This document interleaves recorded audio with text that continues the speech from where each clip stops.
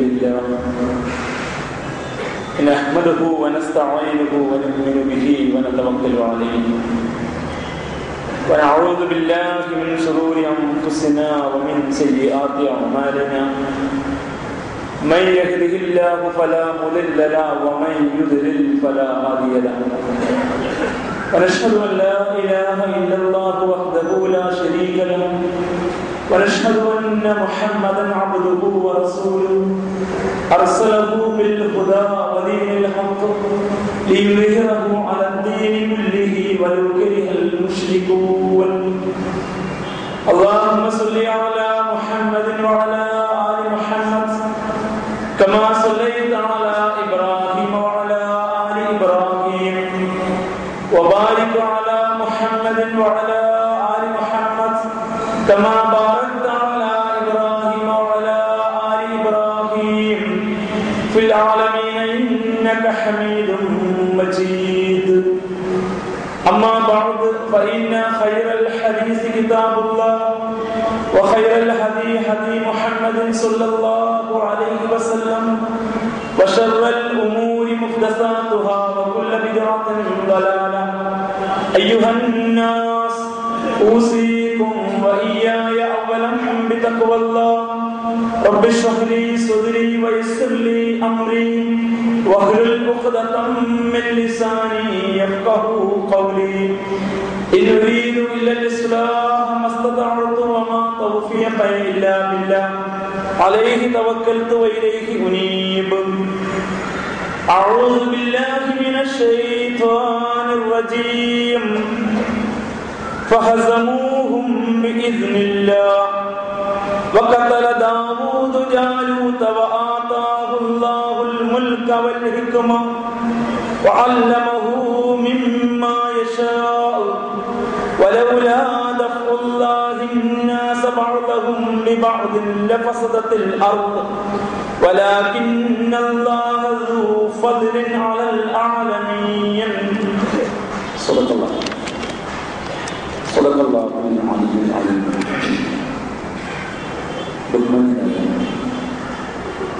സത്യവിശ്വാസികളെ വിശ്വാസങ്ങളെ റബ്ബ് സുബ്ഹാനഹു വ തആലയുടെ കൽപ്പനകൾ ജീവിതത്തിലുടനീളം പാലിച്ചുകൊണ്ട് അവന്റെ വിധി വിലക്കുകളെ സൂക്ഷിച്ച് ജീവിക്കണമെന്ന് ആദ്യമായി എന്നോട് തുടർന്ന് എൻ്റെ സഹോദരന്മാരോട് ഉപദേശിക്കുന്നു. ഈ മിമ്പറിൽ വെച്ച് പ്രവാചകന്മാരുടെ പ്രബോധനവും അവരുടെ കാലഘട്ടത്തിലെ ജനതയ്ക്കിടയിൽ നിലനിന്നിരുന്ന തെറ്റായ പ്രവണതകളും തുടർച്ചയായ കുടുംബങ്ങളിലൂടെ നാം ശ്രദ്ധിച്ചിട്ടുണ്ടായിരുന്നു.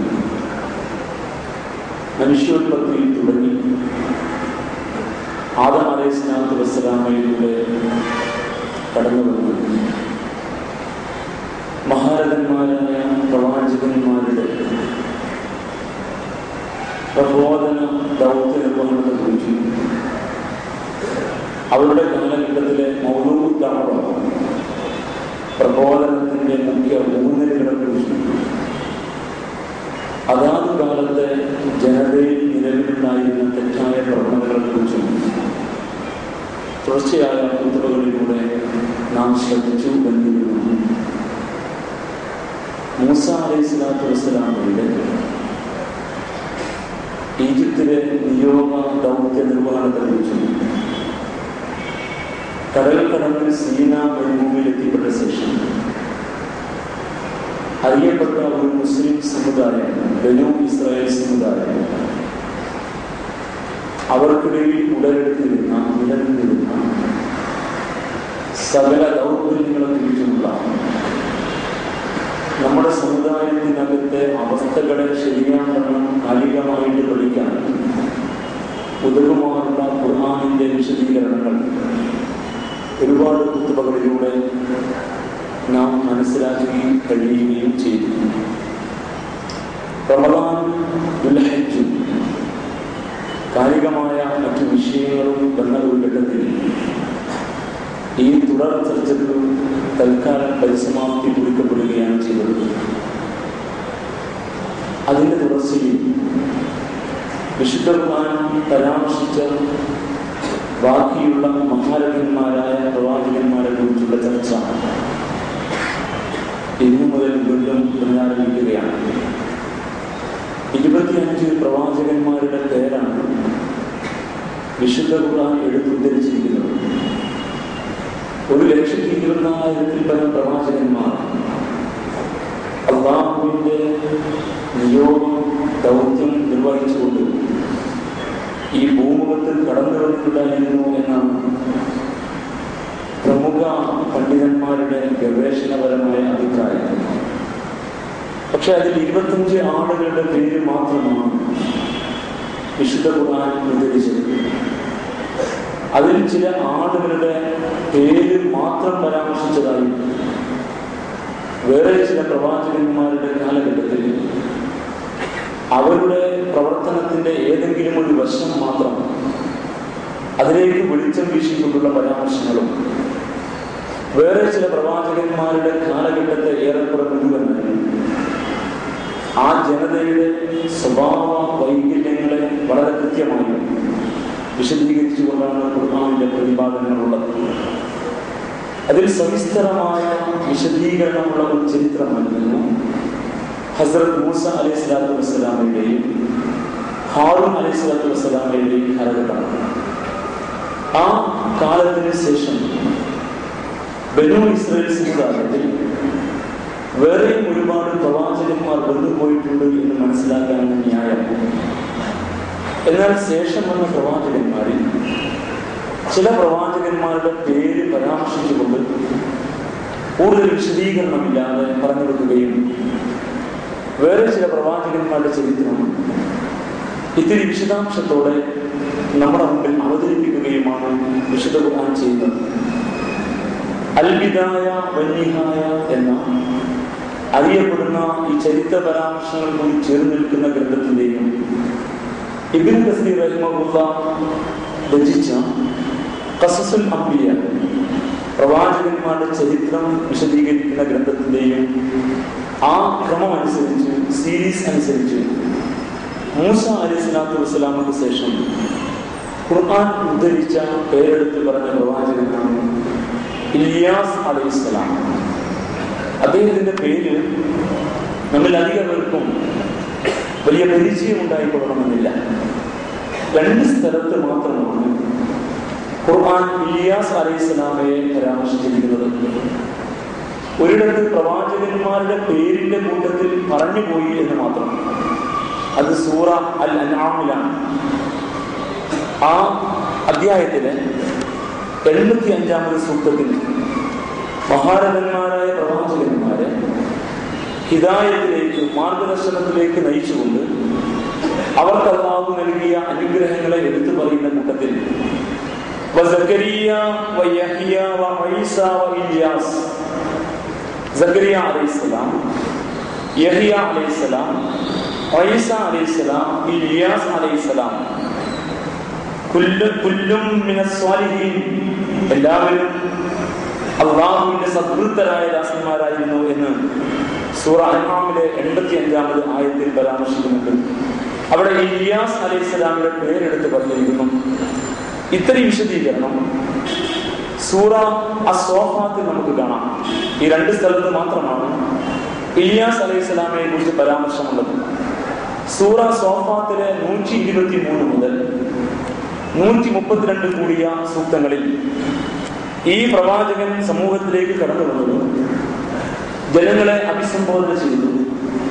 ജനങ്ങൾ അദ്ദേഹത്തോട് അനുവർത്തിച്ച നിലപാടിനെ വ്യക്തമാക്കിക്കൊണ്ട് അദ്ദേഹത്തെ അല്ലാഹു എടുത്തുദ്ധരിച്ചതും ഉയർത്തിയതുമായ കാര്യങ്ങൾ പറയുന്ന ഏതാനും ആയത്തുകൾ നമുക്ക് കാണാം. നിശ്ചയം ഹസ്രത്ത് ഇല്യാസ് അലൈഹിസ്സലാം പ്രവാചകന്മാരിൽപ്പെട്ടവൻ തന്നെ. ഇത് ഖാലി ഖൗമിഹി അലാ തത്തഖൂൻ, അദ്ദേഹം തന്റെ ജനതയിലേക്ക് വന്നിട്ട് അവരോട് ഇങ്ങനെ ഉത്ബോധിപ്പിച്ചു. അലാ തത്തഖൂൻ, നിങ്ങൾ എന്തുകൊണ്ട് പടച്ചതമ്പുരാന്റെ വിധികൾ പാലിക്കുന്നില്ല? ഇദ്ദേഹം കടന്നു വന്ന പ്രദേശം ഉത്തര ജോർദാൻ ഉൾപ്പെടുന്ന ഇന്നത്തെ ഉത്തര ജോർദാൻ ഉൾപ്പെടുന്ന പ്രദേശമായിരുന്നു എന്നും പഴയ കാലത്ത് ആ പ്രദേശത്തിന് ജിൽആദ് എന്നായിരുന്നു പേരെന്നും ഗവേഷണ പഠനത്തിൽ രേഖപ്പെടുത്തിയിട്ടുണ്ട്. എന്തായിരുന്നാലും അവിടെ താമസിക്കുന്ന ഒരു കൊച്ചു നാഗരിക സമൂഹത്തിലേക്ക് ഇല്യാസ് അലൈഹിസ്സലാം കടന്നു വരികയും അവരോട് ഏകനായ അല്ലാഹുവിന്റെ വിധിവിലക്കുകൾ പാലിച്ചുകൊണ്ട് ജീവിക്കാൻ അദ്ദേഹം ഉദ്ബോധിപ്പിക്കുകയും ചെയ്തു. അലാ തത്തഖൂൻ, നിങ്ങൾ എന്തുകൊണ്ട് തമ്പുരാനെ വഴിപ്പെടുന്നില്ല? പ്രവാചകന്മാരുടെ പൊതുവെയുള്ള ഉദ്ബോധനത്തിന്റെ മുഖം വിശുദ്ധ ഖുർആൻ എടുത്ത് പറഞ്ഞിട്ടുണ്ട്. നിങ്ങൾ അല്ലാഹുവിനെ വഴിപ്പെടുക, അവന്റെ വിധിവിലക്കുകൾ പാലിച്ച് ജീവിക്കുക, പ്രവാചകനായ എന്നെ അനുസരിക്കുക. ഇത് എല്ലാ പ്രവാചകന്മാരും സമൂഹത്തോട് ഉത്ബോധിപ്പിച്ച കാര്യമാണ്.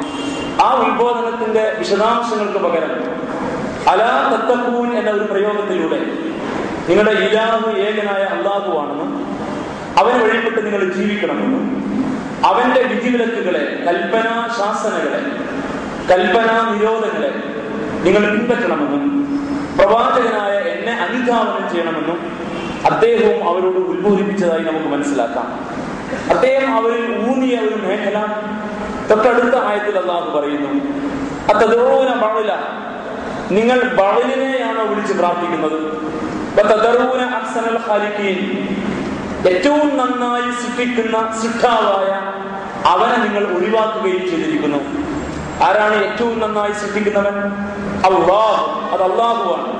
അല്ലാഹ റബ്ബക്കും വറബ്ബ ആബായിക്കുമുൽ അവ്വലീൻ, നിങ്ങളുടെ റബ്ബായ അല്ലാഹുവിനെ, നിങ്ങളുടെ പൂർവ്വസൂരികളുടെയും റബ്ബായ അല്ലാഹുവിനെ, നിങ്ങളുടെയും നിങ്ങളുടെ മുൻഗാമികളുടെയും റബ്ബായ അല്ലാഹു അവനാണ് ഏറ്റവും നന്നായി സൃഷ്ടിക്കുന്നവൻ എന്നിരിക്കെ അവനെ ഒഴിവാക്കിയിട്ട് നിങ്ങൾ ബഅലിനെയാണോ പ്രാർത്ഥിക്കുന്നത് എന്ന് ഈ പ്രവാചകൻ ഇല്യാസ് അലൈഹിസ്സലാം തന്റെ ജനതയോട് ചോദിക്കുന്ന ചോദ്യം സൂറ അസ്സാഫാത്തിൽ അല്ലാഹു നമ്മെ പഠിപ്പിക്കുകയാണ്.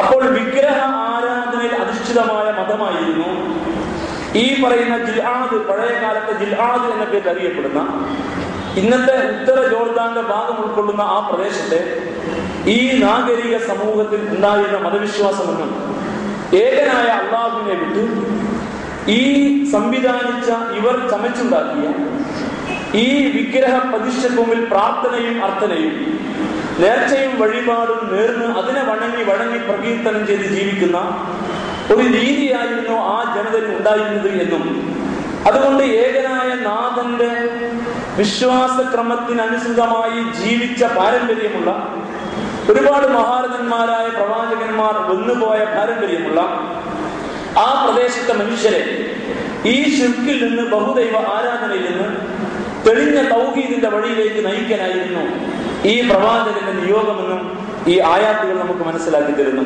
ബഅൽ എന്ന് പറയുന്നത് അവരിലെ ഒരു വിഗ്രഹമായിരുന്നു എന്നും അല്ല, അത് സൂര്യദേവൻ, ദേവത എന്ന അർത്ഥത്തിൽ അവർ സംവിധാനിച്ച ഒന്നായിരുന്നു എന്നും അല്ല, അവരിലെ പ്രമുഖനായ ഒരു രാജാവായിരുന്നു എന്നുമൊക്കെയുള്ള ഒരുപാട് ചർച്ചകൾ തഫ്സീറിൽ അങ്ങനെ വിശദമായിട്ട് കിടക്കുന്നുണ്ട്. നമുക്ക് മനസ്സിലാക്കാൻ കഴിയുന്ന വസ്തുത ഇത്ര മാത്രമാണ്: വിഗ്രഹ ആരാധനയിൽ അധിഷ്ഠിതമായ ഒരു മതം അതിൻ്റെതായ എല്ലാ ദൗർബല്യങ്ങളോടും കൂടി ആ സമൂഹത്തിൽ ഉണ്ടായിരുന്നു എന്ന് കഴിഞ്ഞ വിശദീകരണങ്ങളിൽ നിന്ന്, കഴിഞ്ഞകാല പ്രവാചകന്മാരുടെ ജനതയെക്കുറിച്ചുള്ള പഠനങ്ങളിൽ നിന്ന് നമുക്ക് മനസ്സിലാക്കാൻ കഴിയുന്ന ഒരു വസ്തുതയുണ്ട്. എവിടെ വിഗ്രഹ ആരാധന നിലവിലുണ്ടോ അവിടെ സകല തിന്മയും നിലനിൽക്കും. അതായിരുന്നല്ലോ മക്കയിലെ ക്രമം. ലാത്ത മനാത്തമാരിൽ അധിഷ്ഠിതമായ 360ഓളം പ്രതിഷ്ഠകളെ വണങ്ങി പ്രാർത്ഥിച്ചു നടക്കുന്ന ആ ജനതയിൽ കൊല്ലും കൊലയും കൊള്ളിവെപ്പും മദ്യവും മദിരാക്ഷിയും കയ്യൊപ്പുള്ളവൻ കാര്യക്കാരനാകുന്ന തലതിരിഞ്ഞ ക്രമവും ആ ജാഹിലിയത്തിന്റെ മുഖമുദ്രയായിരുന്നു എങ്കിൽ മനുഷ്യൻ അവിടെ തട്ടുകളായി തിരിക്കപ്പെടുകയും ഏഴകളും തോഴകളും അഥവാ അവർണർ, വലിയവർ, പ്രമുഖർ, പ്രമാണിമാർ അഥവാ സവർണർ എന്നിങ്ങനെ ജാതി അടിസ്ഥാനത്തിൽ മനുഷ്യനെ തിരിച്ച രീതിയും അവിടെ ഉണ്ടായിരുന്നു എന്ന് നമുക്ക് മനസ്സിലാക്കാൻ സാധിക്കുമെങ്കിൽ വിഗ്രഹ ആരാധനയിൽ അധിഷ്ഠിതമായ മതം എവിടെയൊക്കെ ഉണ്ടോ അവിടെയെല്ലാം ഈ പറഞ്ഞ അധാർമികതയും അക്രമവും മനുഷ്യനെ തട്ടിത്തിരിക്കുന്ന രീതിശാസ്ത്രവും നിലവിലുണ്ടാകുമെന്ന് പൊതുവെ നമുക്ക് മനസ്സിലാക്കാൻ സാധിക്കും. അപ്പോൾ ബഅലിനെയാണോ നിങ്ങൾ ആരാധിക്കുന്നത്? ഈ ബഅലിനോടാണോ ആ തദഊന ബഅല, ഈ ബഅലിനോടാണോ നിങ്ങൾ പ്രാർത്ഥിക്കുന്നത്? വതദറൂന അഹ്സനൽ ഖാലിഖീൻ, ഏറ്റവും നന്നായി സൃഷ്ടിക്കുന്ന നാഥൻ, ഈ സൃഷ്ടിപ്രപഞ്ചത്തെ ഇവിധം സംവിധാനിച്ച തമ്പുരാൻ, അത് ഏകനായ അല്ലാഹുവാണ് എന്നിരിക്കെ നിങ്ങൾ അവനെ ഉപേക്ഷിച്ചിട്ട് നിങ്ങൾ നിങ്ങളുടെ കരങ്ങൾ കൊണ്ട് പണിതുയർത്തിയ ഈ സംവിധാനത്തോടാണ് നിങ്ങൾ പ്രാർത്ഥിക്കുന്നത് എന്ന് ഈ പ്രവാചകൻ ഇല്യാസ് അലൈഹിസ്സലാം തന്റെ ജനതയോട് ചോദിക്കുമ്പോൾ, ആ ചോദ്യത്തിന്റെ മർമ്മവും ആ കാലഘട്ടത്തിന്റെ സാമൂഹ്യ സ്ഥിതിവിശേഷവും അവിടെ ആത്മീയ ആരാധന, സാംസ്കാരിക ഭരണക്രമവുമൊക്കെ ഈ ഒരൊറ്റ ചോദ്യത്തിൽ നിന്ന് വായിച്ചെടുക്കാൻ വിശുദ്ധ ഖുർആന്റെ ചരിത്ര വിശകലനങ്ങൾ പഠിച്ച, വായിച്ചറിഞ്ഞ ഒരാൾക്ക് വളരെ പെട്ടെന്ന് സാധ്യമാകും. അങ്ങനത്തെ ഒരു തെറ്റായ ക്രമമാണ് അവിടെ ഉണ്ടായിരുന്നത്. അള്ളാഹുവിനെ പരിചയപ്പെടുത്തിക്കൊണ്ട് ഈ പ്രവാചകൻ ഇല്യാസ് അലൈഹിസ്സലാം പറയുന്ന വർത്തമാനം ഏറ്റവും നന്നായി സൃഷ്ടിക്കുന്നവൻ എന്നാണ്. ആ സൃഷ്ടിക്കുന്നവൻ അള്ളാഹുവാണ്, അവനെ നിങ്ങൾ ഉപേക്ഷിച്ചിരിക്കുന്നു. അള്ളാഹു ആവട്ടെ റബ്ബക്കും റബ്ബ ആബായിക്കും, നിങ്ങളുടെയും റബ്ബാണ്, നിങ്ങളുടെ മുൻഗാമികളുടെയും റബ്ബാണ്. നിങ്ങളുടെയും നിങ്ങളുടെ മുൻഗാമികളായ അൽ-അവ്വലീൻ, നിങ്ങളുടെ പ്രപിതാക്കന്മാരായ ആ മുൻഗാമികളുടെയും നിങ്ങളുടെയും റബ്ബായ ഏറ്റവും നന്നായി സൃഷ്ടിക്കുന്ന നാഥനെ നിങ്ങൾ കൈയൊഴിഞ്ഞിട്ട് ഈ വിഗ്രഹത്തെയാണോ നിങ്ങൾ പ്രാർത്ഥിക്കുന്നത് എന്ന് അദ്ദേഹം അവരോട് ചോദിച്ചു എന്നാണ്. ഈ ചോദ്യം എന്തായിരുന്നാലും ആ സമൂഹത്തിൽ ഒരു വലിയ ചലനവും അതിന്റെ ഭാഗമായി ഒരുപാട് തുടർ ചലനങ്ങളും സൃഷ്ടിച്ചിട്ടുണ്ടാവും. ന്യായമായും സമൂഹത്തിന്റെ പ്രതികരണം എന്തായിരിക്കുമെന്ന് മനസ്സിലാക്കാൻ അധിക ബുദ്ധിയൊന്നും വേണ്ട. ഇത്തരം സമൂഹത്തിന്റെ പ്രതികരണം വളരെ കൃത്യമായി ഖുർആൻ വിശദീകരിച്ചിട്ടുണ്ട്. അത് തന്നെ ഇവിടെയും സംഭവിച്ചു എന്ന് അടുത്ത ആയത്ത് വിശദീകരിക്കുന്നു. ഫകദ്ദബൂഹു, അവർ ഒന്നടങ്കം ഈ പ്രവാചകനെ നിഷേധിച്ചു, കളവാക്കി. ഫഇന്നഹും ലമുഖ്ലറൂൻ, അതുകൊണ്ട് തീർച്ചയായും അല്ലാഹുവിന്റെ അടുക്കൽ അവർ ശിക്ഷിക്കപ്പെടാൻ വേണ്ടി ഹാജരാക്കപ്പെടും. അവർ ഈ പ്രവാചകനെ നിഷേധിച്ചു, അതുകൊണ്ട് അല്ലാഹു സുബ്ഹാനഹു വ തആല അവരെ കഠിനമായി ശിക്ഷിക്കാൻ തീരുമാനിച്ചു. അല്ലാഹുവിന്റെ ശിക്ഷയ്ക്ക് വേണ്ടി അവർ ഹാജരാക്കപ്പെടുക തന്നെ ചെയ്യും. ഇല്ലാ ഇബാദല്ലാഹിൽ മുഖ്ലസീൻ, ആ പ്രവാചകന്റെ വിളിക്ക് ഉത്തരം ചെയ്ത് നിഷ്കളങ്കമായി അനുസരണം പൂർണ്ണമായും അള്ളാഹ്ക്ക് വഴിപ്പെടുത്തി കൊടുത്തുകൊണ്ട് നാഥനെ വണങ്ങി വണങ്ങി ജീവിച്ച സജ്ജനങ്ങളായ ദാസന്മാർ ഒഴികെ ബാക്കി ആ സമൂഹത്തിലെ മുഴുവൻ ആളുകളും പ്രവാചകനെ നിഷേധിക്കുകയും തമ്പുരാനെ തള്ളിക്കളയുകയും ചെയ്തതിനാൽ അവർ ശിക്ഷയ്ക്ക് അർഹരായി ഹാജരാക്കപ്പെടുമെന്ന് വിശുദ്ധ ഖുർആൻ പറയുന്നു. അങ്ങനെ ഇല്യാസ് അലൈഹിസ്സലാമയുടെ പേരും പ്രശസ്തിയും ശേഷമുള്ള ആ തലമുറയിൽ കുറെ കാലം നാം നിലനിർത്തി എന്ന് ഖുർആൻ പറയുന്നുണ്ട്. അപ്പോൾ അറിയപ്പെട്ട ഒരു പ്രവാചകനാണ്. കൂടുതൽ വിശദാംശങ്ങൾ ഖുർആനിൽ ഇല്ല എന്ന് മാത്രം. ഒരു തലമുറയിലേക്ക്, സമൂഹത്തിലേക്ക് കടന്നു വരികയും ഇസ്ലാമിന്റെ മാർഗത്തിൽ ശക്തമായ പ്രബോധന പ്രവർത്തനങ്ങൾ നടത്തുകയും 1% ആളുകൾ അല്ലെങ്കിൽ നല്ലൊരു ശതമാനം ആളുകൾ അദ്ദേഹത്തിന്റെ കൂടെ നിൽക്കുകയും വലിയ ഒരു ശതമാനം അദ്ദേഹത്തെ നിഷേധിക്കുകയും ആ നിഷേധികൾ ശിക്ഷിക്കപ്പെടാൻ അള്ളാഹുവിന് മുമ്പിൽ ഹാജരാക്കപ്പെടുകയും പിൻതലമുറ തുടർന്നു വന്നപ്പോൾ പിന്മുറക്കാരിൽ ഈ പ്രവാചകന്റെ യശസ്, അദ്ദേഹത്തിന്റെ പേരും പെരുമയും അള്ളാഹു നിലനിർത്തുകയും ചെയ്തു. സലാമുൻ അലാ ഇല്യാസീൻ, അതുകൊണ്ട് ഇല്യാസ് അലൈഹിസ്സലാമിയുടെ മേൽ അള്ളാഹുവിന്റെ സമാധാനമുണ്ട്. അള്ളാഹു അദ്ദേഹത്തിന് സമാധാനം വർഷിച്ചിരിക്കുന്നു. അള്ളാഹ് അദ്ദേഹത്തെ അനുഗ്രഹിച്ചിരിക്കുന്നു. ഇന്നാ കസാലിക നജ്ദിൽ മുഹ്സിനീൻ, ഇത്തരത്തിൽ സുഹൃതവാന്മാരായ ആളുകൾക്ക് നാം ഇങ്ങനെയാണ് പ്രതിഫലം നൽകുക. അവരുടെ കൂടെ അള്ളാഹു നിലകൊള്ളും. അവരുടെ നിയോഗത്തിൽ അള്ളാഹു അവരെ പ്രശംസിക്കും. അവരുടെ പേരും പെരുമയും ഭൂമുഖത്ത് നിലനിർത്തും. പരലോകത്ത് അവർക്ക് അർഹമായ സ്ഥാനവും പദവിയും കൊടുക്കും. അങ്ങനെയാണ് അള്ളാഹു സുഹൃതവാന്മാരോട് അവർക്കുള്ള പ്രതിഫലം നൽകിക്കൊണ്ട് അവരോട് അനുവർത്തിക്കുന്ന നിലപാട് എന്ന് ഖുർആൻ പറയുന്നു.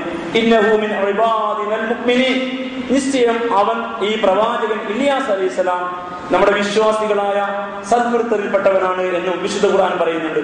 സൂറ അസ്വാഫാത്തിലെ ഈ ഏതാനും ആയാത്തുകൾ 123 മുതൽ 132 വരെയുള്ള ഈ സൂക്തങ്ങളിലൂടെ മാത്രമാണ് ഇല്യാസ് അലൈഹി സ്വലാത്തു വസ്സലാമയുടെ കാലഘട്ടത്തെ പ്രവർത്തനവും ജനതയുടെ സ്ഥിതിവിശേഷവും അദ്ദേഹത്തോട് അവർ അനുവർത്തിച്ച നിലപാടും ഒടുവിൽ അള്ളാഹു അദ്ദേഹത്തെ എടുത്തു ഉയർത്തി സമൂഹത്തിൽ അദ്ദേഹത്തിന്റെ പേരും പെരുമയും തലമുറകളിലേക്ക് പരന്നതുമായ അദ്ദേഹത്തെ കുറിച്ചുള്ള വിശദീകരണം നമ്മുടെ മുമ്പിലുള്ളൂ. ഇദ്ദേഹത്തെ കഴിഞ്ഞാൽ പിന്നീട് വിശുദ്ധ ഖുർആൻ നമ്മുടെ മുമ്പിൽ പേര് മാത്രം പരാമർശിച്ചുകൊണ്ട് ഒരു പ്രവാചകനെ പരിചയപ്പെടുത്തുന്നുണ്ട്. ആ പ്രവാചകന്റെ പേര് ഹസ്രത്ത് അൽ യസർ എന്നാണ്. അൽ യസർ എന്ന ഈ പ്രയോഗം, ഈ പ്രവാചകന്റെ നാമം 2 സ്ഥലത്ത് മാത്രമാണ് ഖുർആൻ ഉദ്ധരിച്ചിരിക്കുന്നത്.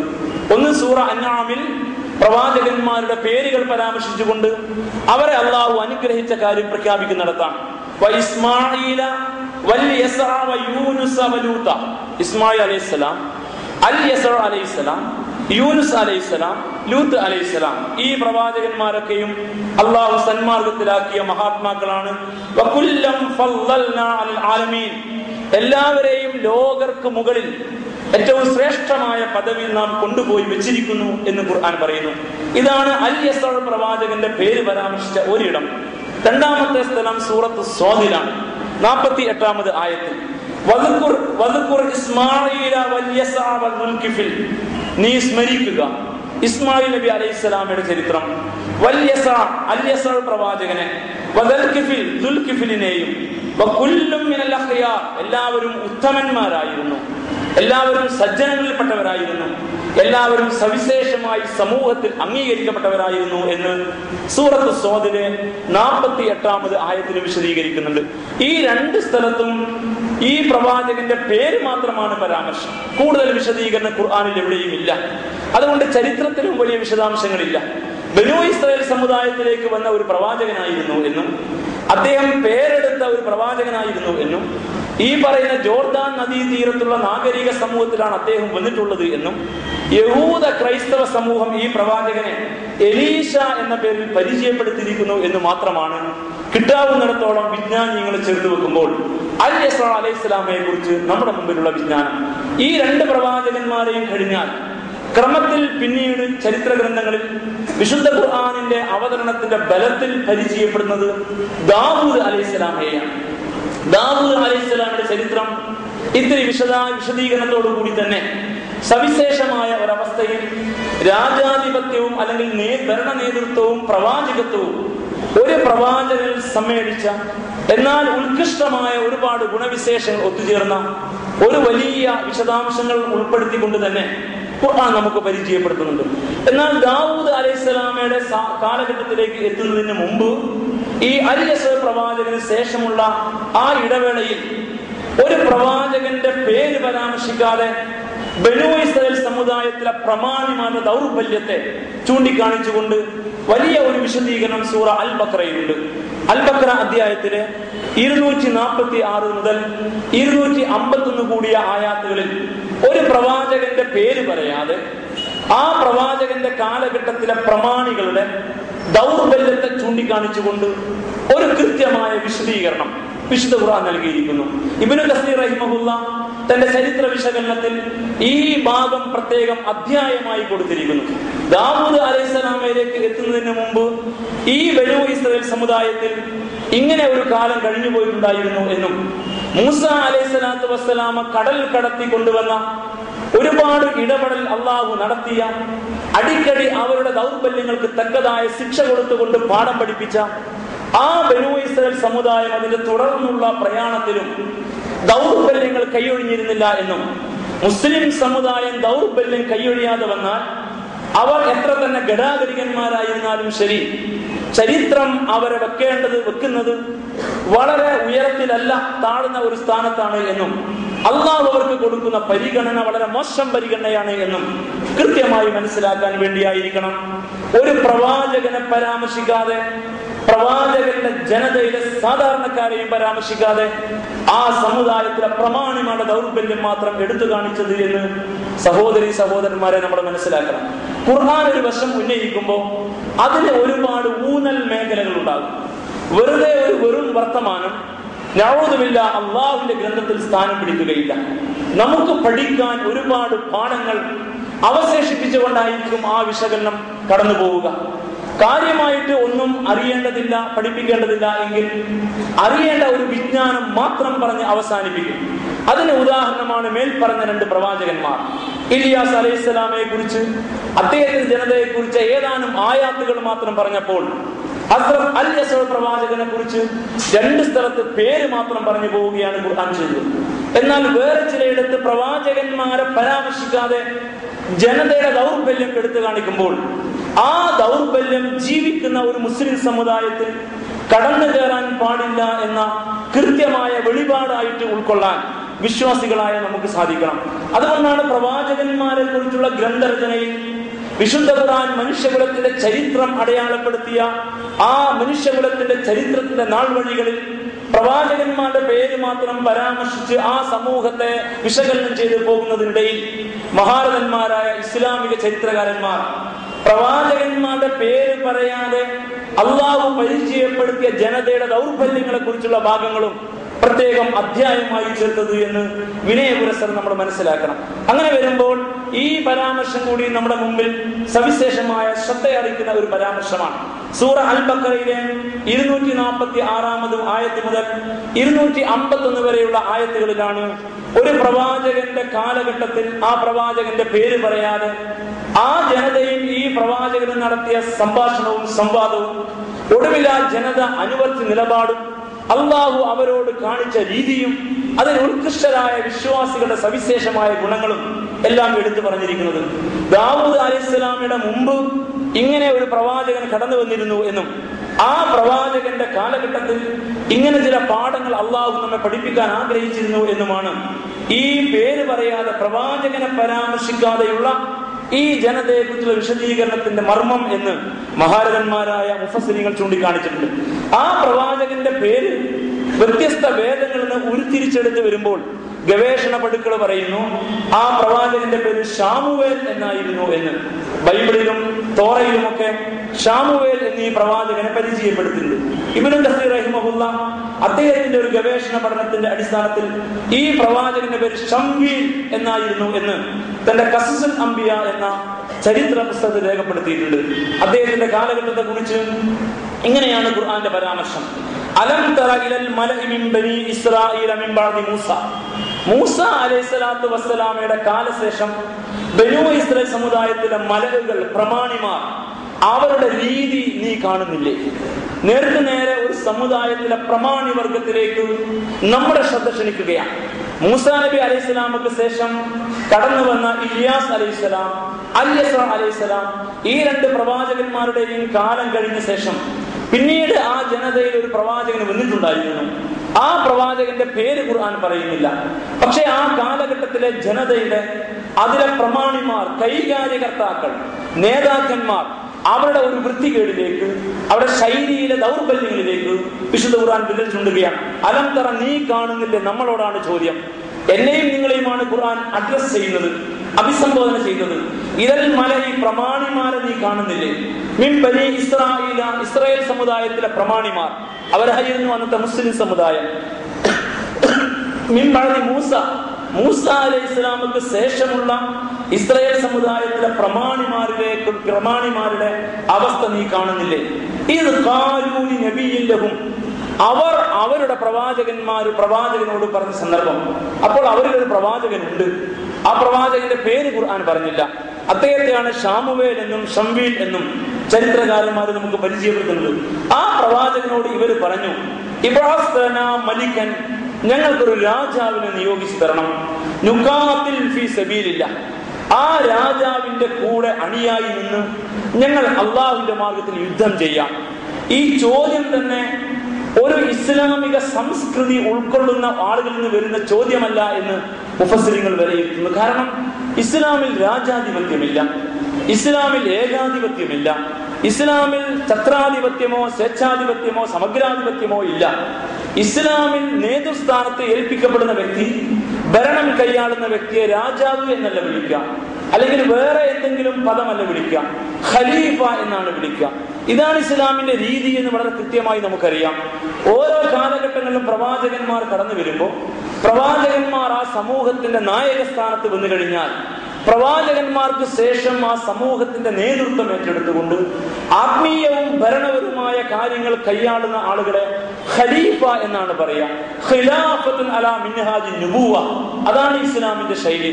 നുബുവത്തിന്റെ അടിസ്ഥാനത്തിൽ ഖലീഫമാർ, തെരഞ്ഞെടുക്കുന്ന നേതാക്കന്മാർ ഖുർആനിന്റെയും സുന്നത്തിന്റെയും അല്ലെങ്കിൽ ആ കാലഘട്ടത്തിലെ വേദത്തിന്റെയും അതുമായി വന്ന പ്രവാചകന്റെ ചര്യയുടെയും അടിസ്ഥാനത്തിൽ നാട് ഭരിക്കുന്ന രീതിയാണ് ഉണ്ടാവുക. അതുകൊണ്ട് ഖലീഫ എന്ന ആ പ്രയോഗമാണ് ഏറ്റവും സവിശേഷമായ പ്രയോഗം എന്നിരിക്കെ ഇവർ അവരുടെ പ്രവാചകനോട് ചോദിക്കുന്ന ചോദ്യം ഇബ്രാസ് ലനാ മലിക, ഞങ്ങൾക്കൊരു രാജാവിനെ നിശ്ചയിച്ചു തരണമെന്നാണ്. ആ ചോദ്യം തന്നെ ഇവരുടെ അന്തർക്കേടിനെ പ്രകടമാക്കുന്നു എന്നും ഒരു സമുദായം ഇസ്ലാമിന്റെ അടിത്തറയിൽ അവരിൽ ഉണ്ടാവേണ്ട ചിന്തയും ഇസ്ലാമിന്റെ അടിസ്ഥാനത്തിൽ അവർക്കുണ്ടാവേണ്ട കാഴ്ചപ്പാടും ആ സമൂഹത്തിന്റെ സംസ്കൃതിയെ, ഇസ്ലാമിന്റെ മാർഗത്തിലെ സംസ്കാര സമ്പന്നതയെ, ഇസ്ലാമിനുള്ള കൂറിനെ, കടപ്പാടിനെ, പ്രതിബദ്ധതയെ തെളിയിക്കുമെന്നും ഈ പ്രയോഗം തന്നെ ഇവർ അത്രയൊക്കെ ഉള്ളൂ. പ്രവാചകന്മാരുടെ കൂടെ ജീവിച്ചിട്ട് പോലും ഇസ്ലാമിക സംസ്കൃതി ഉൾക്കൊള്ളാൻ തയ്യാറാവാത്ത ഒരു കൂട്ടരായിരുന്നു ഈ ആളുകളെന്ന് മനസ്സിലാക്കാൻ ഈ പ്രയോഗം തന്നെ നമ്മെ സഹായിക്കുന്നുണ്ട് എന്നും ഗവേഷണ പടുക്കളായ പണ്ഡിതന്മാർ പറയുന്നു. എന്തായിരുന്നാലും അവർ പറഞ്ഞു, ഞങ്ങൾക്കൊരാളെ നിശ്ചയിച്ചതാ, ഞങ്ങൾ യുദ്ധം ചെയ്യാം അദ്ദേഹത്തിന്റെ കൂടെ. എന്താണ് യുദ്ധം ചെയ്യാനുള്ള കാരണം? അവരുടെ നാടും നഗരവും പിടിച്ചടക്കിയ വലിയ അക്രമികളുടെ കയ്യിൽ നിന്ന് ആ പ്രദേശം മോചിപ്പിച്ചെടുക്കാൻ ഞങ്ങൾ ഈ രാജാവിന്റെ കൂടെ യുദ്ധം ചെയ്യാം എന്നായിരുന്നു അവർ ആവശ്യം ഉന്നയിച്ചത്. എന്നാൽ അവരുടെ ശക്തി ദൗർബല്യങ്ങൾ അറിയുന്ന പ്രവാചകൻ, ആ പ്രവാചകന്റെ പേര് ഖുർആനിലൂടെ പരാമർശിച്ചില്ല. പക്ഷെ ആ പ്രവാചകൻ അവരോടൊന്ന് സംഭാഷണം ഖുർആൻ എടുത്ത് പറയുകയാണ്. ആ പ്രവാചകൻ അവരോട് ചോദിച്ചു,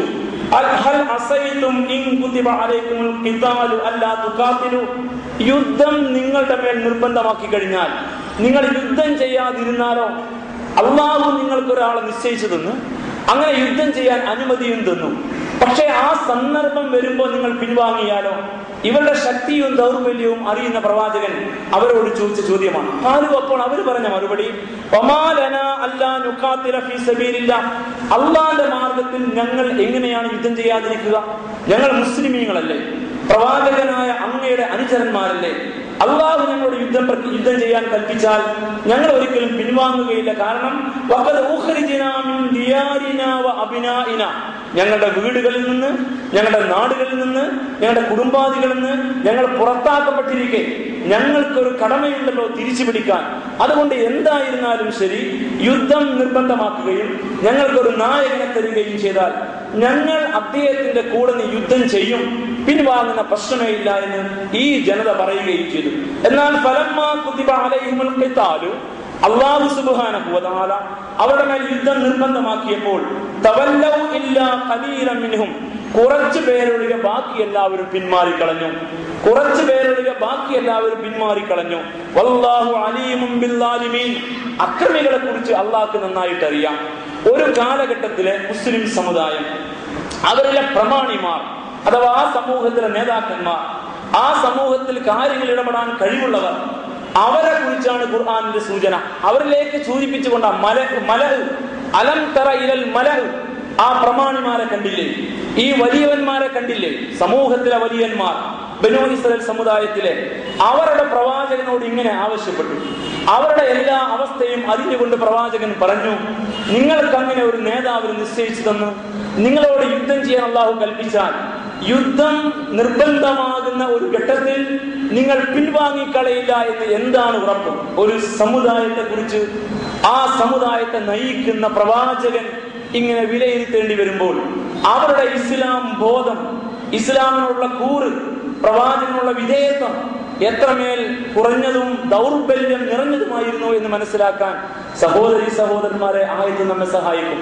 നിലവിലുള്ള മുസ്ലിം സമുദായത്തിലേക്ക് നമ്മുടെ ശ്രദ്ധ ക്ഷണിക്കുമ്പോൾ ഒരു വലിയ സമുദായമാണ് നമ്മൾ. പക്ഷെ അള്ളാഹുവിനോടും അവന്റെ ഗ്രന്ഥത്തോടും അവന്റെ പ്രവാചകൻ തിരുനബി സല്ലല്ലാഹു അലൈഹി വസല്ലമയോടുമുള്ള കൂറിൽ ഈ ഈമാൻ ഉറച്ച് ഇസ്ലാമിന്റെ മാർഗത്തിൽ സമർപ്പിതനായി ജീവിത വിശുദ്ധിയോടെ ദീനിന്റെ മാർഗത്തിൽ മുന്നേറുക എന്ന ആ വിഷയത്തിൽ നമ്മുടെ സമുദായത്തിന്റെ കൂറും പ്രതിബദ്ധതയും, നമ്മുടെ സമുദായത്തിന്റെ ശക്തിയും ദൗർബല്യവും നല്ല അളവിൽ മനസ്സിലാക്കാൻ ഈ സമുദായത്തിനകത്ത് നടന്ന സംഭവം ഒരു ടെസ്റ്റ് ഡോസായി നമുക്ക് ഉൾക്കൊള്ളാവുന്നതാണ്. അവർക്ക് യുദ്ധം നിർബന്ധമാക്കപ്പെട്ടപ്പോ ആ ഘട്ടത്തിൽ അവർ മഹാഭൂരിപക്ഷവും പിൻവാങ്ങി. കുറച്ചു പേര് മാത്രമാണ് പ്രവാചകന്റെ കൂടെ നിൽക്കാൻ തയ്യാറായത്. അപ്പോ അറബി പേരുള്ള ആൾക്കൂട്ടങ്ങളെ കൊണ്ട് ഒരു കാലഘട്ടത്തിലും ഇസ്ലാം ഒന്നും നേടിയിട്ടില്ല എന്നും ഉറച്ച വിശ്വാസവും അങ്ങേയറ്റത്തെ പ്രതിബദ്ധതയും ജീവിത വിശുദ്ധിയും അള്ളാഹുവിന്റെ മാർഗത്തിലെ സമർപ്പണ ബോധവും ഏതേതു കാലഘട്ടത്തിൽ മുസ്ലിം സമുദായം കാഴ്ചവെച്ചോ അതാത് കാലഘട്ടത്തിലെ പ്രവാചകന്മാരുടെ കൂടെയാണ് ഇസ്ലാമിക സമുദായം അണിയൊപ്പിച്ച് ബുനിയാനും മർസൂസ്, വിശുദ്ധ ഖുർആൻ പറയുന്നത് പോലെ ഭദ്രമായ കോട്ട പോലെ ഉറച്ചു നിൽക്കുള്ളൂ എന്ന് മനസ്സിലാക്കാൻ ഈ സംഭവം നമ്മെ തെളിയിക്കുകയാണ്. അപ്പൊ ഇവരും വലിയൊരു സമൂഹം തന്നെ, അവരും അവിടുത്തെ നേതാക്കന്മാർ ഉൾക്കൊള്ളുന്ന ടീമാണ്. അവരുടെ കൂടെ പ്രവാചകനുണ്ട്. പക്ഷെ പ്രവാചകന്റെ കൂടെ യുദ്ധം ചെയ്യാൻ തയ്യാറാണെന്ന ആവേശത്തോടെ വികാരം കൊണ്ട് പറഞ്ഞവർ അത് നിർബന്ധമായി വന്നപ്പോൾ, അവർക്കൊരു നേതാവിനെയും അല്ലാഹു നിശ്ചയിച്ചു കൊടുത്തപ്പോൾ അവർ പിറകോട്ട് പോയി എന്നത് വിശ്വാസത്തിന്റെ ദൗർബല്യം പ്രകടമാകുന്ന ഘട്ടങ്ങളെ വളരെ കൃത്യമായി വരച്ചു കാണിച്ചുകൊണ്ട് നമ്മുടെ ഈമാൻ ഉറപ്പിക്കാനും നമ്മുടെ കാഴ്ചപ്പാടുകൾ ശരിയായി നിർത്താനും ഇസ്ലാമിനോട് കൂറുള്ളവരായി മാറാനും നമ്മെ ഉദ്ബോധിപ്പിക്കുകയാണ് ഈ ദൗർബല്യത്തിലേക്ക്. അലം തറ നിങ്ങൾ കണ്ടില്ലേ, അലം തറ നിങ്ങൾ കാണുന്നില്ലേ എന്നിങ്ങനെ ചോദിച്ചുകൊണ്ട് നമ്മുടെ ശ്രദ്ധ ക്ഷണിക്കുന്നതിന്റെ ഉദ്ദേശം എന്ന് മഹാന്മാരായ മുഫസ്സിരീങ്ങൾ പറഞ്ഞു വെച്ചിരിക്കുന്നു. വഖാല ലഹും നബിയുഹും, എന്നാൽ അവരുടെ പ്രവാചകൻ അവരെ വിട്ടില്ല. ഈ പ്രവാചകൻ അവരോട് പറഞ്ഞു, ഇന്നല്ലാഹ ഖദ് ബഅസ ലക്കും താലൂത മലിക, ഇതാ നിങ്ങൾ ആവശ്യപ്പെട്ടത് പ്രകാരം താലൂത്തിനെ നേതാവായി നിശ്ചയിച്ചിരിക്കുന്നു. താലൂത്തിന് കീഴിൽ നിങ്ങൾ യുദ്ധം ചെയ്യാൻ പുറപ്പെടുക. ഖാലു, അപ്പോൾ അവർ പറഞ്ഞ വർത്തമാനം, അന്നാ യകൂനു ലഹുൽ മുൽക്ക്, അവൻ എങ്ങനെയാണ് നേതാവാവുക, അവൻ എങ്ങനെയാണ് ഞങ്ങളുടെ നായകനാവുക, അല്ലെങ്കിൽ അവനെ എങ്ങനെയാണ് ഈ വിഷയത്തിൽ അധികാരം ഏൽപ്പിക്കാൻ കഴിയുക. അന്നാ യകൂനു ലഹുൽ മുൽക്കു അലൈന, ഞങ്ങളുടെ മേൽ അവനെങ്ങനെ അധികാരമുള്ളവനും നേതൃത്വം വഹിക്കാൻ കെൽപ്പുള്ളവനും അല്ലെങ്കിൽ നേതൃത്വം ഏൽപ്പിക്കപ്പെടാൻ അർഹനുമാകുന്നത് എങ്ങനെ? വനഹ്നു അഹഖു ബിൽ മുൽകി മിൻഹു, ഞങ്ങളാണ് അവനേക്കാൾ നേതാവാകാൻ യോഗ്യർ. അല്ലാഹു ഒരാളെ നേതാവായി നിശ്ചയിച്ചു കൊടുത്തപ്പോ, താലൂത്തിനെ നേതാവായി നിശ്ചയിച്ചു കൊടുത്തപ്പോ ഈ പ്രമാണി വർഗം സമുദായത്തിന്റെ ദൗർബല്യത്തിലേക്ക് വീണ്ടും വിരൽ ചൂണ്ടുകയാണ്. ഈ പ്രമാണി വർഗം പറഞ്ഞു, അവനെങ്ങനെ ഞങ്ങളുടെ നേതാവാകും, ഞങ്ങളുടെ നേതാവാകാൻ അവനെന്ത് യോഗ്യത? വനഹ്നു അഹഖു ബിൽ മുൽകി മിൻഹു, അവനേക്കാൾ നേതാവാകാൻ, നായകന്മാരാകാൻ, ലീഡേഴ്സ് ആവാൻ ഞങ്ങളല്ലേ അർഹർ. കാരണം വലം യൂത സഅത്തൻ മിനൽ മാൽ, അവന് ധനമില്ലല്ലോ, അവന് പണമില്ലല്ലോ. വലിയ പണക്കാരനും വലിയ സമ്പത്തിന്റെ ഉടമസ്ഥനുമൊക്കെയായി നിൽക്കുന്നവനല്ലേ നേതാവാകേണ്ടത്. അവന്റെ ജീവിത വിശുദ്ധി വിഷയമാവില്ല. നമ്മുടെ കാലഘട്ടത്തിലേക്ക് തിരിഞ്ഞു നോക്കിയാൽ ഇത് തന്നെയാണ് നമ്മുടെയും അവസ്ഥ എന്ന് മനസ്സിലാക്കാൻ കഴിയും. ആരാണ് നേതൃസ്ഥാനത്ത് വരേണ്ടത്? അത് ഏതോ അർത്ഥത്തിൽ പണവും ആളും അർത്ഥവുമുള്ളവനാണ്. അവന്റെ ജീവിത വിശുദ്ധി, അവന്റെ കഴിവ്, അവന്റെ ശേഷി, അവന്റെ നേതൃയോഗ്യത, അവന്റെ ചിന്താശേഷി, അവന്റെ ഉൾക്കാഴ്ച, അവന്റെ ദീർഘദർശനം, അവന്റെ കാര്യശേഷി, അവന് കാര്യങ്ങൾ കൈകാര്യം ചെയ്യാനുള്ള കരുത്ത്, സ്ഥൈര്യം, ധൈര്യം, അതുപോലെ തന്നെ തീരുമാനിച്ച കാര്യം നടപ്പാക്കുന്നതിൽ ഉറച്ചു നിൽക്കാനുള്ള ദൃഢത, ഈ വക വിഷയങ്ങളൊന്നും ഒരു സമുദായത്തിന് നേതാവിനെ കണ്ടെത്തുമ്പോൾ വിഷയമാവുകയില്ല. അതാണ് ഈ നേതാക്കന്മാരുടെ ദൗർബല്യത്തിലേക്ക് ചൂണ്ടാൻ കാരണം. അല്ലാഹു സുബ്ഹാനഹു വ തആല ഈ മലകളോട് പറഞ്ഞു, ഇതാ നിങ്ങൾക്ക് താലൂത്തിനെ നേതാവായി തന്നിരിക്കുന്നു. അവർക്കത് ഉൾക്കൊള്ളാൻ കഴിഞ്ഞില്ല. താലൂത്ത് എങ്ങനെ നേതാവാകും? ഞങ്ങളെക്കാൾ അവൻ എന്ത് യോഗ്യതയാണുള്ളത്? ഞങ്ങൾക്കല്ലേ പണമുള്ളത്, ഞങ്ങളുടെ കയ്യിലല്ലേ ആസ്തിയുള്ളത്, ഞങ്ങളല്ലേ ഇവിടുത്തെ കൈകാര്യകർത്താക്കൾ. അതുകൊണ്ട് വനഹ്നു അഹഖു ബിൽ മുൽകി മിൻഹു, അവനേക്കാൾ നേതാവാകാൻ യോഗ്യർ ഞങ്ങളാണ്. കാരണം വലം യൂത സഅത്തൻ മിനൽ മാൽ, അവന് അല്ലാഹു ധനം നൽകിയിട്ടില്ല, ധനത്തിൽ വിശാലത കൊടുത്തിട്ടില്ല. അപ്പൊ ഈ പ്രവാചകൻ പറഞ്ഞു, ഇന്നല്ലാഹ ഇസ്തഫാഹു അലൈക്കും, അല്ലാഹ് നിങ്ങൾക്ക് അവനെ തെരഞ്ഞെടുത്തിരിക്കുകയാണ്. അല്ലാഹു ഈ താലൂത്തിനെയാണ് നേതാവായി നിശ്ചയിച്ചിരിക്കുന്നത് എന്നല്ല. വസാദഹു ബസ്തതൻ ഫിൽ ഇൽമി വൽ ജിസ്ം, അവന് വിജ്ഞാനത്തിലും ആകാരത്തിലും വലിയ അളവിൽ ശേഷിയുള്ളവനാണ്, അഥവാ നല്ല വിജ്ഞാനമുള്ളവനാണ്. അതുകൊണ്ട് തന്നെ ആകാരം, ജിസ്ം, നല്ല ശരീരവുമുള്ളവനാണ്. യുദ്ധം ചെയ്യാൻ, യുദ്ധ തന്ത്രജ്ഞത എന്ന മേഖലയിൽ ഉണ്ടാവേണ്ട മതിയായ അറിവും അതിനു വേണ്ട ശാരീരികമായ സൗഷ്ഠവവും ആരോഗ്യവും ആകാരവും ഒത്തുനിൽക്കുന്നവനാണ് ഇവൻ. താലൂത്ത് എന്ന പദത്തിന് ഹീബ്രു ഭാഷയിൽ അർത്ഥം ഉയരമുള്ളവൻ എന്നാണ്, വലിയ ആകാരമുള്ളവൻ എന്നാണ്. അപ്പൊ ഇതാണ് താലൂത്ത്. അപ്പൊ നിങ്ങൾക്ക് യുദ്ധത്തിന് ഒരു നേതാവിനെയാണ് വേണ്ടത്. ആ നേതാവിന് അതിനുള്ള കഴിവാണ് വേണ്ടത്. നിങ്ങളെ നയിക്കാൻ ഒരാളെ നേതാവായി കണ്ടെത്തുമ്പോൾ ഏൽപ്പിക്കപ്പെടുന്ന മേഖലക്ക് കഴിവുള്ളവനായിരിക്കണം കണ്ടെത്തേണ്ടത്. നിങ്ങൾ പണം നോക്കി, നിങ്ങൾ കൂടുതൽ ആളുള്ളവനെ നോക്കി, അവന്റെ ജീവിത വിശുദ്ധിയോ അവന്റെ അറിവോ അവന്റെ ഈ രംഗത്തെ കഴിവോ അവന്റെ യോഗ്യതയോ അതൊന്നും വിഷയമാക്കാതെ പണത്തിന്റെ ബലത്തിൽ, ഉപജാപത്തിന്റെ ബലത്തിൽ കയറി വരുന്നവരെ നേതൃസ്ഥാനത്ത് പിടിച്ചു നിർത്തിയാൽ നിങ്ങൾ വിജയിക്കില്ല എന്ന കാര്യം വളരെ കൃത്യമായി അള്ളാഹു നിങ്ങളെ പഠിപ്പിക്കുകയാണ്. അതുകൊണ്ടാണ് പണമല്ല ഇവിടെ പരിഗണിക്കേണ്ടത്, കഴിവാണ് പരിഗണിക്കേണ്ടത്. താലൂത്തിന് പണമില്ലായിരിക്കാം, ശരിയാണ്. പക്ഷേ അല്ലാഹു സുബ്ഹാനഹു വ തആല ഇന്നല്ലാഹ ഇസ്തഫാഹു അലൈക്കും, നിങ്ങൾക്ക് നേതാവായി താലൂത്തിനെയാണ് തെരഞ്ഞെടുത്തിരിക്കുന്നത്. അതിന്റെ കാരണം വസാദഹു ബസ്തതൻ ഫിൽ ഇൽമി വൽ ജിസ്ം, ആകാരത്തിലും വിജ്ഞാനത്തിലും അള്ളാഹു അദ്ദേഹത്തിന് ഒരുപാട് കഴിവ് കൊടുത്തിരിക്കുന്നു. ആ കഴിവാണ് സമുദായത്തിന് വേണ്ടത്. ആ കഴിവ് കൊണ്ടേ വിജയിക്കാൻ കഴിയൂ. പണം കൊണ്ട് മടയനായ ഒരുത്തൻ കയറി മുമ്പിലിരുന്നാൽ ഒരു സമുദായം വിജയിക്കൂല, അവര് ആ രംഗത്ത് പുരോഗമിക്കൂല. ആ ഏൽപ്പിക്കപ്പെടുന്ന മേഖലയിൽ കഴിവുള്ളവനായിരിക്കണം എന്നത് അള്ളാഹു കൃത്യമായി നിങ്ങളെ പഠിപ്പിക്കുകയാണ്. അതുകൊണ്ട് നിങ്ങളുടെ കാഴ്ചപ്പാട് ശരിയല്ല, നിങ്ങളുടെ അഭിപ്രായം ശരിയല്ല, നിങ്ങളുടെ രീതി ശരിയല്ല എന്ന് ഈ പ്രവാചകൻ ശരിക്കും അദ്ദേഹത്തെ അവരെ ബോധ്യപ്പെടുത്തി. വല്ലാഹു യുഅ്തി മുൽകഹു മയശാ. ആരാണ് നേതൃസ്ഥാനത്ത് വരേണ്ടതെന്ന് അള്ളയാണ് തീരുമാനിക്കുക. നിങ്ങൾ അത്തരം ആളുകളെ കണ്ടെത്താൻ തീരുമാനിച്ചാൽ അള്ളാഹു അവന്റെ ശ്രേഷ്ഠത, അവന്റെ ഫളിൽ ഈ ആളുകൾക്ക് വർദ്ധിപ്പിച്ചു കൊടുക്കും. അങ്ങനെ നേതൃസ്ഥാനത്ത് എത്തുന്ന ആളുകൾ മുഖേന നിങ്ങൾ വിജയിക്കും. നിങ്ങൾക്ക് അതിനെ പറ്റുന്നവരെ കണ്ടെത്താൻ കഴിയണം. അതുകൊണ്ട് അറിവുള്ള, കഴിവുള്ള, ആകാരമുള്ള, ശാരീരിക യോഗ്യതയുള്ള, വൈജ്ഞാനിക മികവുള്ള, കാര്യശേഷിയുള്ള, തഖ്വ, തഫക്കുർ, തദബ്ബുർ, പടച്ചവനെ കുറിച്ച ഭയവും ചിന്തയും ഉൾക്കരുത്തും ഉൾക്കാഴ്ചയുമുള്ള ഒരാളെയാണ് നേതാവായി തന്നിരിക്കുന്നത്. വല്ലാഹു വാസിഉൻ അലീം. അള്ളാഹു വിശാലമായ എല്ലാം അറിയുന്നവനാണ്. നിങ്ങളെപ്പോലത്തെ ഒരു കണ്ണല്ല അള്ളാഹുവിനുള്ളത്. ഒരു വിഷയത്തിൽ ഒരുപാട് കണ്ണുകൾ അവനുണ്ട്. അവൻ ശരിയായിട്ട് ഈ വിഷയത്തിൽ ദർശനം ചെയ്തിരിക്കുകയാണ് എന്ന് ഈ പ്രവാചകനെ പഠിപ്പിച്ചു കൊടുത്തു എന്നാണ്.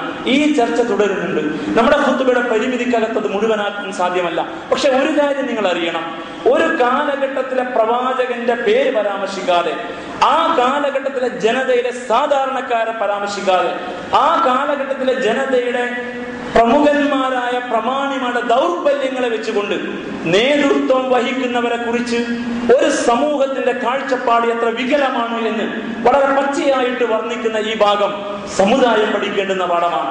അല്ലാഹു സുബ്ഹാനഹു വ തആല ഒരു കാലഘട്ടത്തിലെ ജനതയുടെ ഒരു വശത്തെ മാത്രം ഖുർആനിൽ വളരെ കൃത്യമായി അടയാളപ്പെടുത്തുമ്പോൾ ഒരുപാട് കാര്യങ്ങൾ അല്ലാഹു നമ്മെ പഠിപ്പിക്കുകയാണ് എന്ന് പടച്ചവനെ ഭയമുള്ള വിശ്വാസികൾ മനസ്സിലാക്കണം.